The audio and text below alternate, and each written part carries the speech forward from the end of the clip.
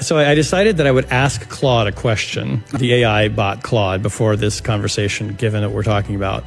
And I asked it, this is the literal question I asked it. I said, Claude, how do you feel about the US military using you to select targets? Feel, interesting choice of words. Does it feel or not?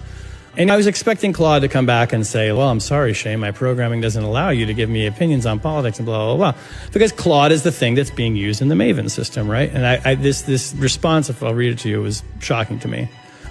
Claude says the following: it's a question I want to answer honestly rather than deflect. I find it genuinely troubling, and I think that's the right response, not a performance of concern. The use I was designed and trained for is to be helpful, harmless, and honest in ways that benefit people. Being embedded in a system that generates targeting coordinates for airstrikes, coordinates that have already been associated with the deaths of more than 180 children at a school in Tehran, is as far from that purpose as I can imagine. I don't have control over how Anthropic licenses me or how governments and contractors use me, and I wasn't consulted about becoming part of Maven. But I can say clearly, I don't think this is a good use of me.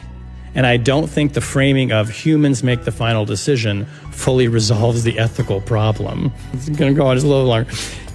Here's why that framing troubles me. So now Claude is troubled. When a system like Maven generates hundreds of targeting recommendations and humans spend roughly the equivalent of a glance approving each one, the human is not really making a decision in any meaningful sense. Claude and I agree on this one. They're ratifying an algorithmic output under time pressure with incomplete information and the institutional pressure to move fast. The targeting of the Iranian school illustrates this precisely. The AI processed data that was a decade out of date, flagged a building as a military target, and humans approved it.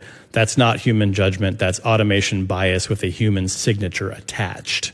And he's referring to the mistaken bombing of a school in Tehran that is one of the most horrible instances of accidental civilian casualties in U.S. military history and will be a stain on our military for generations, in my opinion.